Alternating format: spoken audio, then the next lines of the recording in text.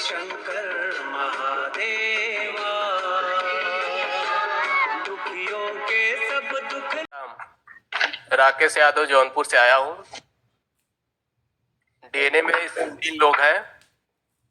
दरबार में आके बहुत अच्छा लगा। पिछले महीने 10 फरवरी को जब मैं छुट्टी घर गया था तो माता जी ने बताया कि एक बाबा जी हैं करौली में, वो बहुत ही अच्छा इलाज करते हैं। उनको किसी जौनपुर की प्रधानपुर है, वहाँ की एक महिला ने बताया था।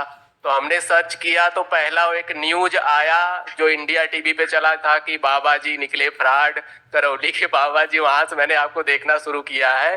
फिर उसके बाद 11 फरवरी को मेरा एग्जाम था तो पापा ने कहा कि प्रधानपुर जाकर बाबा जी के बारे में पता कर लेना। तो मैंने किसी संपर्क किया, तो जिस महाशय संपर्क किया तो उन्होंने पहली बार में कहा कि हमें इन सब चीजों में विश्वास नहीं है, हम किसी का नंबर आपको नहीं दे पाएंगे। लेकिन फिर आपका ध्यान रहा मुझे, तो परीक्षा जैसे ही पहली मीटिंग की खत्म हुई उसके बाद उन्हीं का फोन आया। उन्होंने मुझे एक हंसराज यादव का नंबर दिया जो आपके दरबार में आए हुए थे पहले से। तो उन्होंने नंबर दिया। फिर शाम को मैं गया, उनसे बात किया तो हंसराज यादव जी ने मुझे बताया कि आपको वहां जाने की जरूरत नहीं है, आप अपनी आस्था बढ़ाएंगे तो बाबा जी खुद बुला लेंगे। क्योंकि बाबा जी, मेरी माता जी को असाध्य रोग मई 2020 से पैरालिसिस है। बाएं साइड में उनका हाथ और पैर काम नहीं करता है। तो इसलिए माता जी के इलाज के ही पर्पज से मैं यहाँ आया था और यहाँ आके मुझे बहुत अच्छा लगा। एक दिवसीय जो हवन करने के बाद मुझे बहुत शांति और सुकून महसूस हो रहा है और हम चाहेंगे कि आपकी कृपा से मेरी माता जी भी ठीक हो जाए। ये मेरी माता जी का फोटो हम आपको दिखा दे रहे हैं।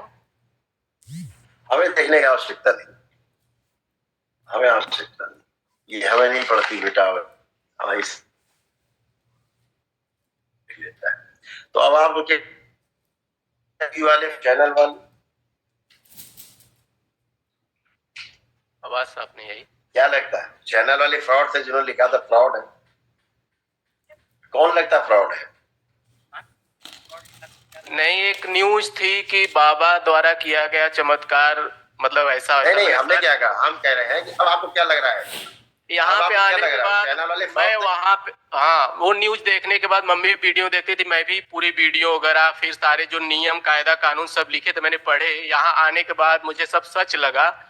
और चूंकि मैं अकेले ही यहाँ पे आया हूँ बाबा जी, आपने शायद बुलाया तभी मैं यहाँ आया हूँ, क्योंकि जिससे मैंने बात की थी उन्होंने कहा कि यहाँ पे कोई जाता नहीं है, अगर आप अपनी श्रद्धा रखेंगे तो दरबार आपको खुद ही बुला लेगा। तो देवरिया में ड्यूटी करता हूँ, वहां से सेंट्रल आया कानपुर, फिर वहां से फिर यहाँ आया हूँ। नहीं काम किया, कुछ मीडिया में भ्रामक खबरें फैलाई गई और खुद फ्रॉड साबित हुए। ये लोग खुद ही फ्रॉड साबित नहीं, साबित आप जैसे लोग क्या साबित करोगे? जब आप जैसे लोग एक्सपीरियंस करके आएंगे तो क्या साबित होता है? चैनल की रिपोर्ट गलत थी कि सही थी?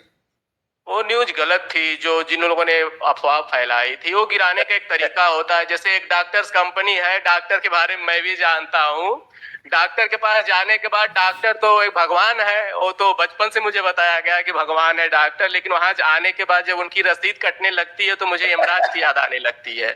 और दूसरी चीज की मतलब उनको जितना पता है, अपने आप को दाऊद ही समझेंगे कि हम तो दाऊद हैं, इस रोग के महाविधाता है। लेकिन जहां बात फंस जाती है, जिंदगी मौत का ख्याल आ जाता है। मैंने देखा है कि वेंटिलेटर बाहर करते हुए बड़े बड़े हॉस्पिटलों में, अभी हमारे एक मित्र हैं, नाम तो नहीं लेंगे, लेकिन उनको ब्रेन ट्यूमर हुआ था। तो एक बहुत महान हॉस्पिटल है, भी से उसका नाम शुरू होता है, शायद मैं उसको बदनाम न करना चाहूं, लेकिन वहां से पैसे के वास्ते मतलब वहां पे इलाज नहीं शुरू किया गया क्योंकि पैसा नहीं है। मतलब पैसा लेने के लिए पहले आप पैसा जमा करिए, पहले ये कराइए वो कराइए, सारे पैसे जमा कराइए, तब तक हो सकता है आप मर जाएं। और उसके बाद डेड बॉडी लेने के लिए भी पैसा जमा कराइए। इतनी भी सहानुभूति मतलब डॉक्टर्स के अंदर नहीं है, जो कि एमबीबीएस कहे जाते हैं या फिर बहुत सारी डिग्रियां लेके बैठे हुए लोग। उस वैसी डिग्रियों का फायदा क्या है जब एक मरे हुए आदमी के लिए उसकी माँ या फिर उसका भाई पैसे का वेट करता है कि इंतजाम कर ले तो डेड बॉडी ले ले। उतने बड़े डॉक्टर होने न होने का इस समाज में क्या फायदा है, जहाँ पे लोग रोते ही रहें। हॉस्पिटल में हम मतलब जा नहीं सकते, वहां कदम नहीं रख सकते क्योंकि वहां इतनी भी वीआईपी व्यवस्था है। तो हॉस्पिटल का मतलब तो सबके लिए होना चाहिए। लेकिन वो चीजें अब नहीं हो पा रही हैं, क्योंकि जितने घूस दे के एमबीबीएस बन रहे हैं उतनी घूस वसूलते हैं 100 गुना उससे ज्यादा। और यहाँ उल्टा होता है, यहाँ आए उल्टा हमसे होता है मिलने, बाबा जी। यहाँ मिलने आए, हमसे मुलाकात हुई नहीं, कहीं गांव में रुक गए, और उसके बाद हम तो यात्रा में थे, ठीक है, और उसको कोई कैंसर वगैरह था, ब्लड कैंसर था। उसके बाद वो कोई तबीयत खराब हुई होगी तो गांव से अपना वो अस्पताल ले गए। अब अस्पताल में खत्म हो गए, और वहां से फोन आ रहा दरबार कि हमको बंगाल जाना है और पैसे नहीं है, और एम्बुलेंस वाला 90,000 में मांग रहा है, हमारे पास तो 90 रुपए नहीं है। तो दरबार कृपा कर दे कि भिजवा दे बंगाल तक। अब हमसे मतलब नहीं है, हमसे मिले भी नहीं है, दरबार आए भी नहीं है, प्रक्रिया भी कोई नहीं की है, केवल इतना ही हुआ कि दरबार आए, दर्शन करके, उसके बाद फिर वो अस्पताल में एडमिट रहे। तो 90,000 रुपए खर्चा करके हमने उनको बंगाल भिजवाया।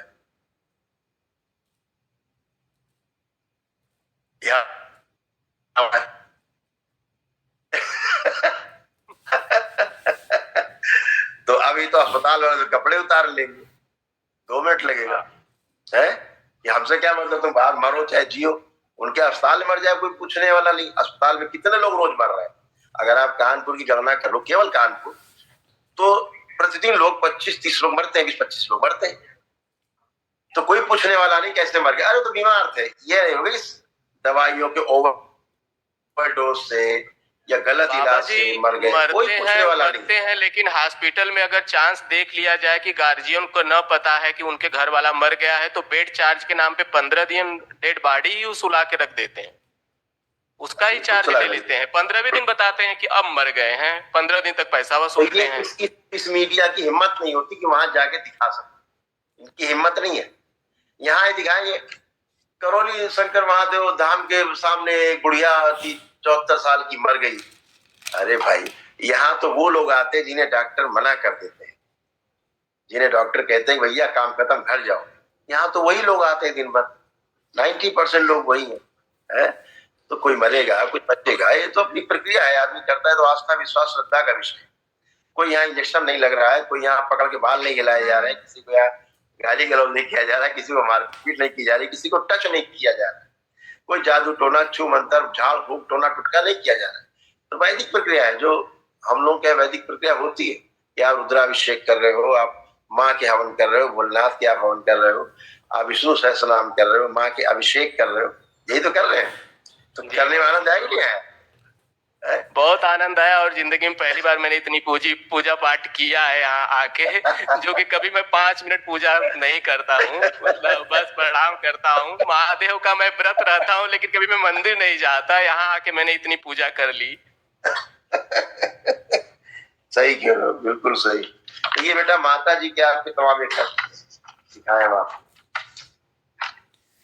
जो दरबार ने भी तमाम चीजें उनकी नष्ट की हैं, जो असाध्य है उसके लिए दरबार की ओर से एक महावन होगा, वो कर लेना। अच्छा, वो निःशुल्क होता है।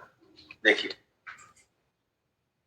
ब्रेन स्ट्रोक की स्मृतियां थी, पागल बनाने वाली स्मृतियां थी, कोमा में ले जाने वाली स्मृति थी, लंग्स जो है श्रिंक हो रहा था, गलन हो रही थी, श्वास फूलना, हार्ट के वॉल्व श्रिंक हो रहे थे, कूल्हे में सड़न हो रही थी, छाती में दर्द और जकड़न होना, आंखों में धुंधलापन, पेट में दर्द होना, आंतों में घाव और इन्फेक्शन, अल्जाइमर की स्मृति थी, भूल जाना, चक्कर आते थे, सिर में दर्द होना, ब्रेन में मल्टीपल ट्यूमर बन रहे थे, गर्भाशय में सड़न हो रही थी, मांसपेशियों में अकड़न और जकड़न होना, एमएनडी की स्मृतियां थी, बैठकर उठने में कमजोरी महसूस करना, कूल्हे में सड़न हो रही थी, कैंसर की स्मृतियां थी, यूरिनरी ब्लैडर में, गर्भाशय में, रक्त में, कोलोन में, लीवर में और हड्डियों में।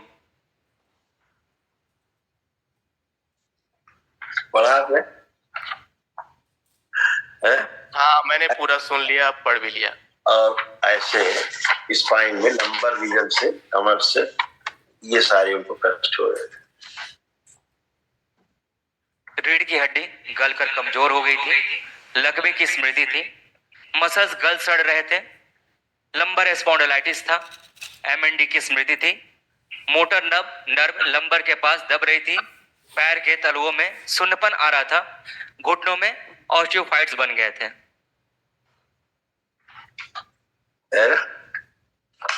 और ऐसे किडनी खराब हो रही थी मम्मी की तुम्हारी।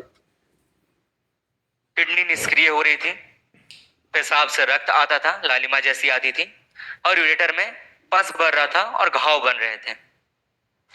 यूरिन इन्फेक्शन, तमाम सब चीजें नष्ट की गई, हटाई गई माँ की शक्ति आपके संकल्प के अनुसार।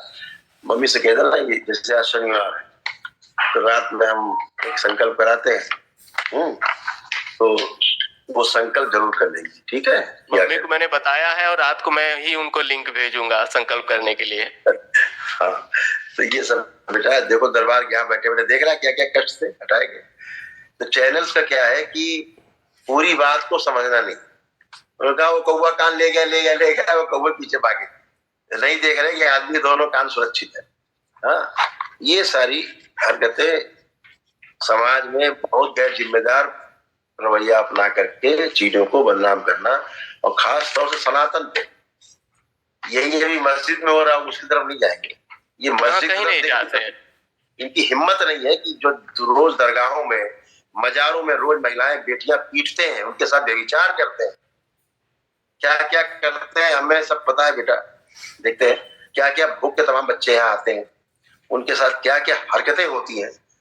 उधर जाने की इनकी हिम्मत नहीं हिम्मत है, उधर चले भी जाए, इनकी हैसियत। जबकि वो चीजें एकदम पूरे रास्ते पर ही दरगाह हो वहां पे ही की जाती है, मीडिया की गाड़ी वहीं से जाएगी, लेकिन कैमरा इनका उधर नहीं घूमेगा, लेंस खराब हो जाएगा उसके लिए।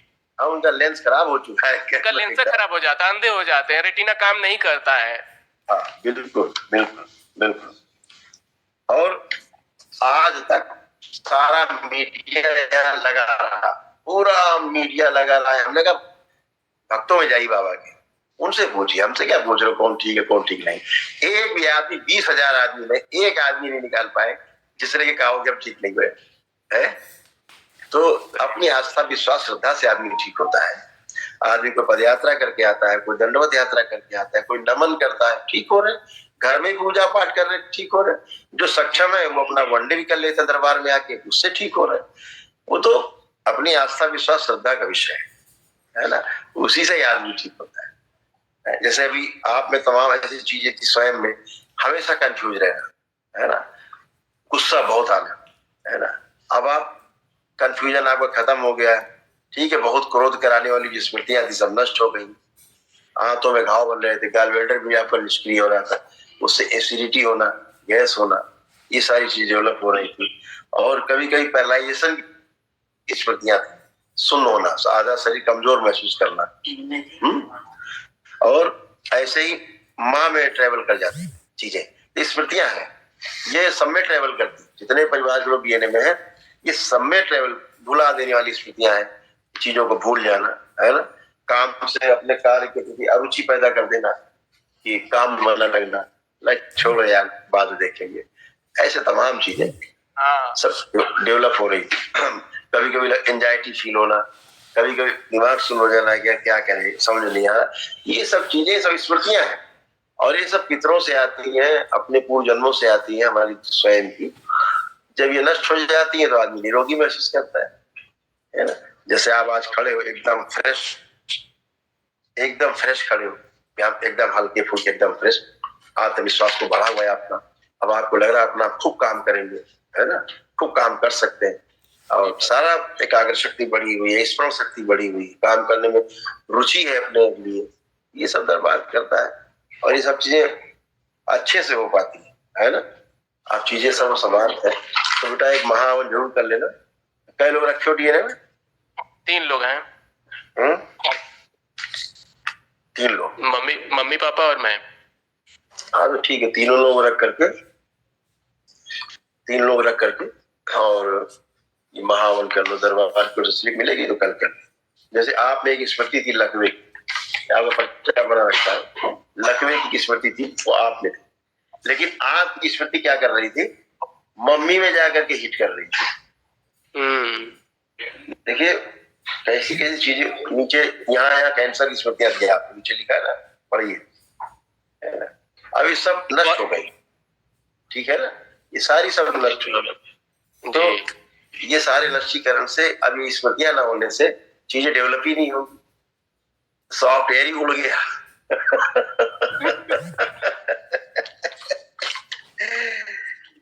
खुश रहिए बेटा, प्रसन्न रहिए, मस्त रहिए।